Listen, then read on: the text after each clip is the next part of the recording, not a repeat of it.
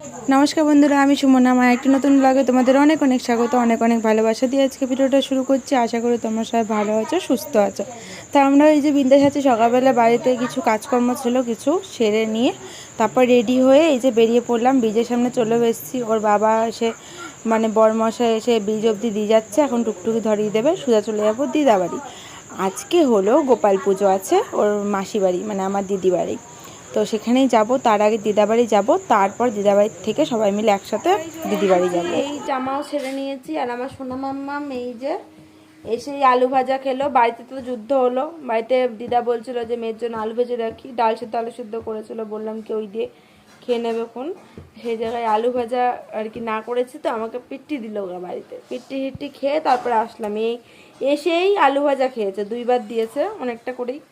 আমি বললাম খাস না, ভাত খাওয়াই দেবো না, কে কার কথা শোনে। দুইবার বসে বসে আলু ভাজা খেলো। আর এখন কি খাচ্ছে, মুড়ির কোটো নিয়ে এসছে, ওই দেখো খাটের মধ্যে রয়েছে, নিয়ে এসছে বাটি নিয়ে এসছে, খালি বাটি।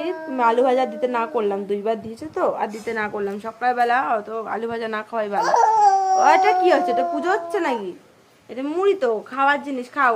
দুবার মুখে দিয়ে বাকিটা দিয়ে খেলা করছে। চলো মেয়েকে খাওয়াবো একটু পরে, যেহেতু আলু ভাজা এখনই খেলো, তো একটু পরে ওকে কটা ভাত খাইয়ে দেবো, স্নান করাবো, স্নান করিয়ে ভাত খাইয়ে দেবো। চলো পরে আসি।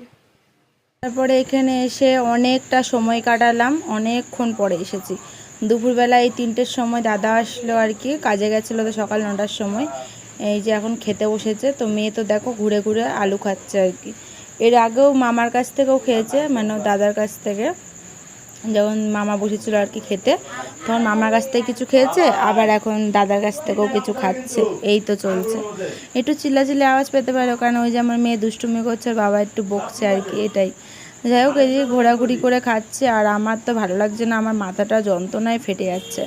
হঠাৎ করে এতক্ষণ দিব্যি ভালো ছিলাম, এখন দেখে হঠাৎ করেই মাথাটা চিনচিন চিনচিন করছে আর কি, মাথাটা যন্ত্রণা শুরু হচ্ছে। তো যেতে হবে, একটু পরে বেরোবো, ওই ধরো 6টার দিক করে, কারণ স্বপ্না দিয়েও যাবে আর কি। তো ফোন করেছিলাম, বললো 6টার সময় বেরোতে, রাইট। তাহলে আর কি ওখান থেকে ডাইরেক্ট আর কি চলে যাবো। 6টা না, 5টা, আমারই ভুল। যাই হোক, তারপরে এই যে দেখো এখন মাথাটা ধরেছে, পাখার সামনে এসে বসে রয়েছি, মাথাটা এত যন্ত্রণা করছে কি আর বলবো, কিন্তু কিছু করার নেই। আমি দিদিবাড়ি যাওয়ার জন্য এসেছি। আমার শরীরটা যে খুব ভালো তাও না, অতটাও কিন্তু শরীরটা ভালো নেই। তাও দিদি বারবার ফোন করছে, তুই না আসলে হবে বল। এই কারণেই ভাবনা চিন্তা করে না, ভাবলাম যাওয়াও হয় না, যাই আজকে যেহেতু জন্মাষ্টমী আছে, তো যাই ঘুরেই আসি সবাই মিলে একসাথে। আর এখানে সবাই মিলে এখন যাবো তো ভালোই লাগে। দিদা যাবে না, দিদা বাড়িতেই থাকবে, কারণ যেহেতু ল্যাসু থাকবে বাড়িতে, ওই জন্য দিদা আর যাবে না। তো ওই যে বাজার থেকে কানের কিনে নিয়ে এসেছিলাম, আমার আগের কানেরটা তো একটু জম ধরে গেছে আর কি, তাই ওটা ফেলে দিয়ে আবার একটা নতুন কিনে নিয়ে এসেছিলাম। পরিনি, অনেক দিন কানের পরি না, কানেরটা ভীষণ ব্যথা করছে, কিন্তু কিছু করার নেই, কানটা ফাঁকা করে যাওয়া যায় বলো। আর আমার এই সুচ কানেরগুলোই পরতে ভালো লাগে, তো সেটাই কিনে নিয়ে এসেছি। আর ওদিকে মেয়ে একটু জল চেষ্টা পেয়ে গেছে, তাও জল খাবে বললো, ওই জন্য আবার কানের ধুয়ে জল খাইয়ে নিয়ে আবার আরেকটা কানের পরে পরলাম। তো তারপরে এই যে রেডি হয়ে গেছি, আর এই সাদা কালারের চুড়িদারটাই বাড়ির থেকে পরে এসেছি, ভেবেছি একবারে এটা পরেই আবার দিদি বাড়ি চলে যাব। তো এই যে দেখো রেডি হয়ে গেলাম, আর গলায় হার ছিল না, মানে ভাবলাম দিদি বাড়ি যাবো বলে কথা, একটুখানি পরেই নি, গলাটা ফাঁকা ফাঁকা লাগে না অবশ্য, কারণ এই যে মালাটা পরে থাকি তো ওই জন্য, তার সাথে ভাবলাম একটু মঙ্গলসূত্রটাও পরে নিই। তো এই যে মামিও রেডি হয়ে গেছে, তারপরে মামা তো শুয়েছিল, বলে বলে উঠিয়ে তারপরে রেডি হলো। তারপরে এই যে দেখো দাদার সাথে আমার মেয়ে হেঁটে হেঁটে যাচ্ছে আর কি, আর আমার মামি একসাথে হেঁটে যাচ্ছি। তো আয়ের সামনে থেকে টুকটুকি পেয়ে গেছে, তো ওখান থেকে টুকটুকি ধরে নিলাম। তো দিদি যেখান থেকে উঠবে, দিদি পড়াতে গেছে, পড়ানোর ওখান থেকেই উঠবে, কোটমোট ছাড়িয়ে আর একটু দূরে আর কি, নিমতলার ওখান থেকে উঠবে, তো ওখানে গিয়ে দাঁড়াবো। আর এই যে দেখো এখন টুকটুকি নিয়ে দাঁড়িয়ে রয়েছি আমরা, ওই যে দেখো দিদি আসছে, ফোন করে দিলাম যে চলে এসেছি, তাড়াতাড়ি করে আয়, ওই যে দেখো চলে এসছে। তো দিদিকে তুলে নিয়ে তারপরে একবারে সোজা দিদি মানে মিষ্টি নেবো আবার একটু, তো দিদি পরে মিষ্টি নিল, তারপরে সোজা চলে গেলাম আর কি দিদি বাড়ি। তো অনেক দিন পর সবাই মিলে একসাথে হয়েছি, ভালোই লাগে জানো তো, এরমভাবে যে কবে গেছি নিজেই তোমাদের বলতে পারতাম না। আবার সবাই মিলে একসাথে হয়েছি। বরমাসা তো গেল না, বরমাসা কাজের ভীষণ চাপ, ওই জন্য বরমাসাই বললো যে তুমি যাও, আমি যেতে না পারলে কী হবে, তুমি যাও ঘুরে আসো গা, ভালো লাগবে, মেয়েও ভালো লাগবে, মেয়েও খেলাধুলা করতে পারবে সবার সাথে, ভালো লাগবে। তো সেই জন্যে এসেছি। তো এই যে দেখো এখান থেকে আবার এখানে এসে দাঁড়ালাম, এটা আবার চলে এসেছি দিদি বাড়ির কাছাকাছি। আর 2 মিনিটের রাস্তা, 2 মিনিটও ঠিক বলবো না, টুকটুকি করে তো 1 মিনিটেই পৌঁছে যাবো। তো মিষ্টি নিয়ে এই যে দেখো চলে এসেছে। এই যে দেখো দিদি বাড়ির সামনে নেমে গেছে, এখন হেঁটে হেঁটে যাচ্ছে। আর মনা দেখে দৌড় দিয়ে এসছে, বুনু এসছে করে নেচে নেচে চলে এসছে আগে। তো এই যে দেখো নিয়ে যাচ্ছে। আর এখানে আরে 2টো পুচকু রয়েছে, সবাই মিলে একসাথে খেলাধুলা করবে। ভীষণ মজা পেয়েছে আমার মেয়ে, জানো তো, এই কারণে আরও বেশি আশা। আর জিজু উকি মেরে দেখেছে যে আমরা এসেছি, আমি আবার দেখেছি ভিডিও করছি, লুকাই পড়েছে। আমি তাই দিদিকে বলছি কি ভিডিও করছি বলে কি ঢুকে গেলা ঘরের ভেতরে। বুঝতেই পারছো জিজু আর কি আমার এই দুজনের মধ্যে মানে এইটুকুনি থাকেই আর কি। তো যাই হোক, এদিকে দেখো এই যে সব গোছানো হচ্ছে আর কি, খাবার দাবার এদিকে রেখেছো খবর কাগজ দিয়ে ঢেকে। আর এই যে আমাদের গপু সোনা, কত সুন্দর লাগছে দেখতে। এখনও পুজোর ড্রেস পরানো হয়নি, এমনি একটা ড্রেস ওকে নতুন ড্রেস পরেই রেখেছে, পুজো যখন করবে তখন আবার নতুন ড্রেস পরাবে। আর এইদিকে দেখো খিচুড়ি রান্না চলছে আর কি। জিজু তো নাড়াতে নাড়াতে হাঁপিয়ে গেছে, দেখেই বোঝাই যাচ্ছে পুরো ঘেমে স্নান হয়ে যাচ্ছে।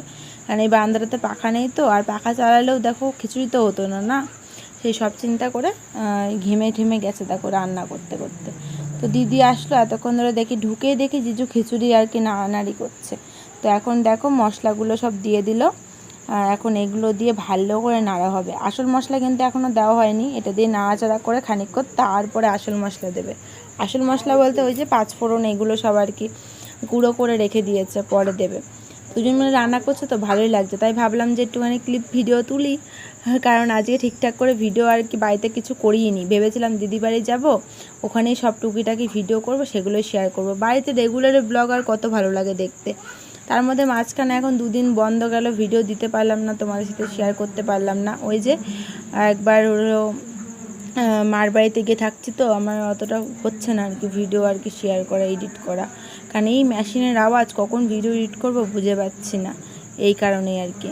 তোমরা আবার একটা নতুন আওয়াজ পেতে পারো, কারণ এই যে মন্দিরের সামনে সবাই আর কি মাইকে অ্যানাউন্স করছে তো, ওই কারণেই। তো যাই হোক এদিকে দেখো খিচুড়িটা হয়েই গেছে। এখন দিদি বললো মশলাটা যেহেতু দিয়েছে, জিজুকে বসতে বললো, ওই এখন নাড়ানাড়ি শুরু করে দিয়েছে। তো খিচুড়িটা হয়েই গেছে। আবার দিদি এই ঠাকুরের সামনে আসলো, সব গোছাচ্ছে এবার। পুজো কিন্তু আমার দিদিই দেবে আর কি, হ্যাঁ মনে হয়, ঠিক জানি না। এই যে 2 ভাই বোনে চিপস খাচ্ছে, 3টে চিপসের প্যাকেট কিনলাম, আর একটা পুচকু রয়েছে ঘরে, ওকে এটা দেবো। আর ওই যে 2জন হাতে করে নিয়ে দেখো, 2জনে হাত ধরে ধরে এখন দিদি ঘর দিকে যাচ্ছে।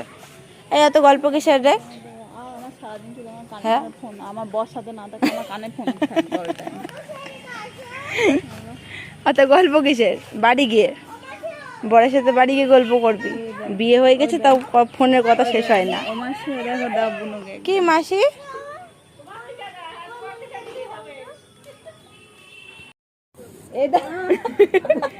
দেখো তো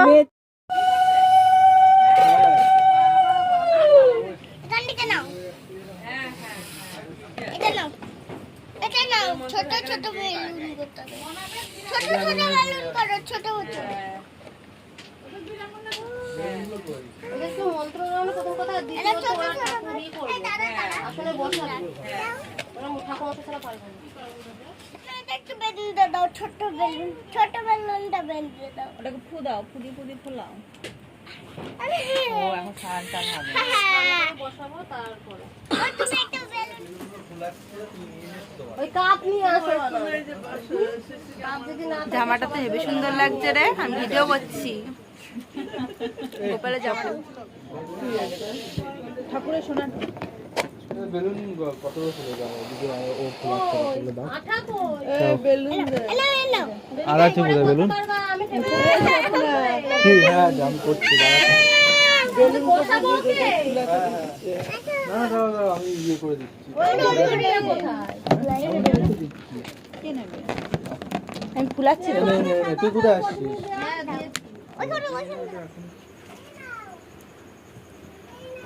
তোর কপালে আমি আঠা দিচ্ছি, তোর কপালে কি দিবি? এখন গোপালকে টিপ পরানো হলো, বল ভালো লাগে জানিস তো টিপটা। জামাটা একটু ছোট হাতাটা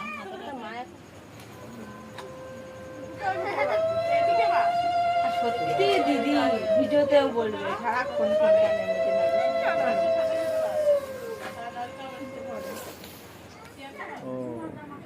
তাই কে যেন ভিডিও করেছে টিভি, কে করলি জানো? পূজা মনে হয় না? আমি একটু একটু করেছি ক্লিপ, আমি বেশি বড় বড় করিনি। তো শুধু আমি ইসের কাউকে চওড়া করে ভিডিও। কি করছে এরা? বেলুন ফাটাচ্ছে কেন না? হ্যাঁ, ফাটাচ্ছে চলে যাচ্ছে।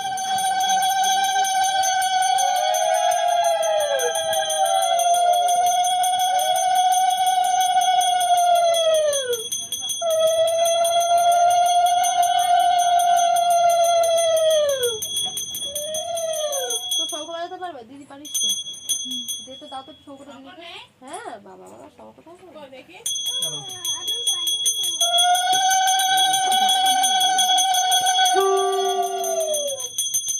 আমার ফোনটা বাজছে মনে হচ্ছে।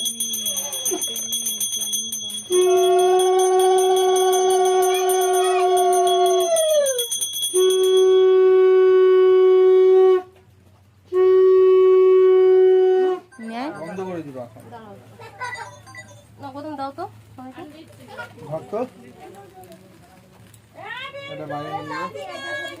না, তুমি তো আসো। কথা বলো ভালো করে। তো এদিকে হলো দিদির পুজো হয়ে গেছে, আর ওই যে দেখলে আরতি হলো, তো সেইগুলো আবার আমার মেয়েকেও দিলাম, সবাইকে দিয়েছে আর আমরাও নিলাম। আর এদিকে এই যে ফল প্রসাদ দিয়ে কি সুন্দর করে সাজিয়েছে, তো তখন তো ভিডিও করতে পারিনি, দিদি দেরি হয়ে যাচ্ছে পুজো দিতে, ওই জন্য আর কি সময় মতন তো দিতে হয় পুজো, বলো সময়ের মধ্যে, ওই জন্য পুজোটা দিয়ে নিল। এখন তারপরে ভিডিও শেয়ার করছি তোমাদের সাথে। দেখো কত সুন্দর করে সাজিয়েছে, গুছিয়েছে, আবার নিজের হাতে পুজো করলো, কারণ ওর মন্ত্র নেওয়া আছে, ওই জন্য নিজেই পুজো করলো, ব্রাহ্মণকে আর ডাকিনি। ঠিক আছে, তো চলো পুজোতে দেওয়া হয়ে গেল, সবাইকে এখন প্রসাদ দিয়ে দিয়েছে। এখন আমাদের তাড়াহুড়া, অনেকটা রাত হয়ে গেছে, এখন আবার বাড়ি যেতে হবে সবার, ওই জন্য দেখো প্রসাদ নিয়ে বসে পড়লাম। তো প্রসাদ খেয়ে তারপরে আবার দিদি আবার প্রসাদ প্যাকিংও করে দিল আমার বরমশাইয়ের জন্য। সবাই নিয়েছে, দিদাও নিয়ে, মানে মামিও নিয়ে গেছে দিদার জন্য আর কি, সবাই। তারপর দিদি নিল জিজুর জন্য। চলো এখন বাড়ি যাওয়া যাক। চলো বন্ধুরা, আজকে মতো আমি ব্লগটা এখানে শেষ করছি।